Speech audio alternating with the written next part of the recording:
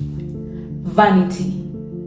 There is a time I enjoyed earth, its pleasures as taught by sons of men. Nothing I desired was held from me.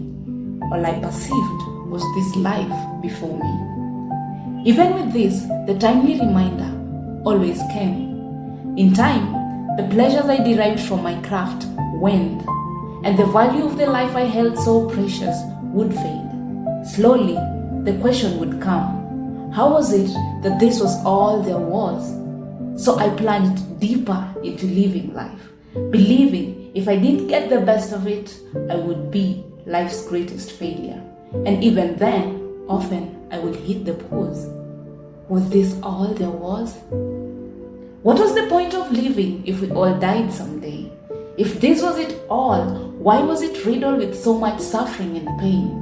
Some nights I tossed around, my mind filled with so many questions and nightmares of disappearing into nothingness. The consolation I had was that I was still young and had long to live. But again, this was bound to end someday.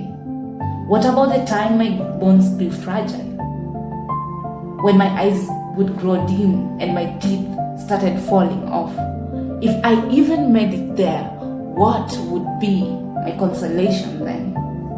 I had walked the corridors of church, believed there was a God, and sincerely thought my good deeds were my only way through.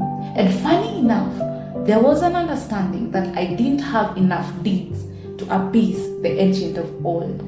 I wondered often how tolerable hell could be for me.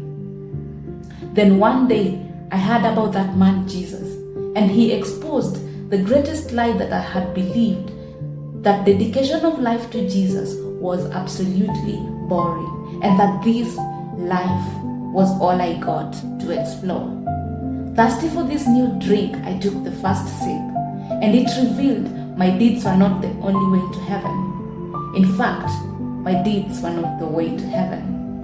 Not believing it, I took the next sip, and it was revealed to me that Jesus was my only hope. The third sip exposed the darkness in my heart, and when the veil was lifted, I saw me, the true me that had hopelessly sought after the meaning of life, the true me that needed saving. So I broke the foundation that I had built.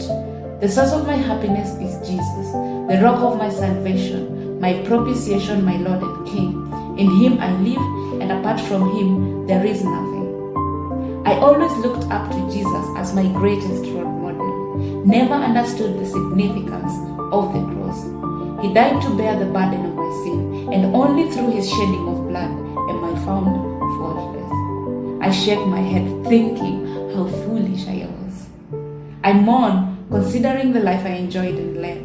I rejoice because salvation has been brought down. I worship, truly I have been saved. There is no fear for life after anymore.